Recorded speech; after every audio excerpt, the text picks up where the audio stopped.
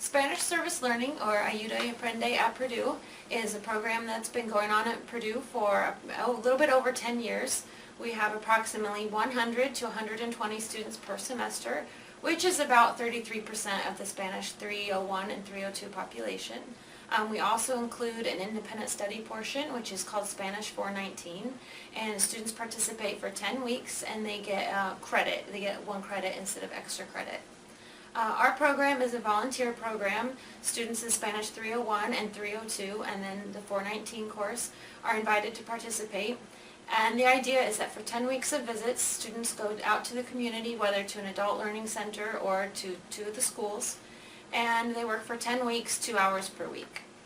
The main idea is that we try to teach students that when you give, you also receive something. So when students are an example to an elementary school student, or if they're a one-on-one mentor with a native Spanish speaker, then in return they get to better their Spanish, they get to put this on their resume, they get to have more confidence. Not only are they volunteers, but they're volunteers in another language. So in these 10 weeks of visits, students have 20 hours to teach English and improve their Spanish. And then they'll also have 5 hours of discussion groups, which are meetings to get the students ready for their visits, to prepare them, to talk about any issues or questions. I want to hear about their experiences and what they're doing in the community. We also teach students that service learning is never hyphenated. So when you have service, you're also learning, that you can never ever go to the community and not learn from it.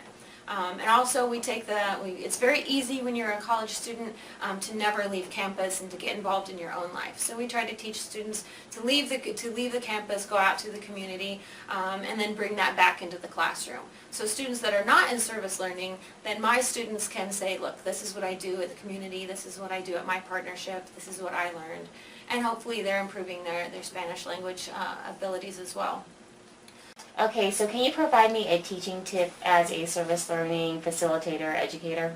If you want to implement service learning in your classroom, I would suggest always having the idea of never hyphenating service and learning, that you can never take the service out of learning or the learning out of service. Mm-hmm. And that whatever service you want your students to perform in the community, the idea is that you always make sure they're learning something in return. The second main idea for me is to always take the community back to the classroom and take the university to the community, that there always has to be this joining of worlds and not so much separation. Help students leave their bubble a little bit. And then the third one is make sure you always have good communication, have a good relationship with the partnerships. It's very important to maintain that. And once you have that, it seems that your outcomes and the different goals you have seem to come better, much quicker. And I guess the final piece of advice is to make sure that students are always conscious of their own learning, that they have their goals set. It's very easy when you're in a classroom to give someone a syllabus and to say this is due Monday or this is due Tuesday.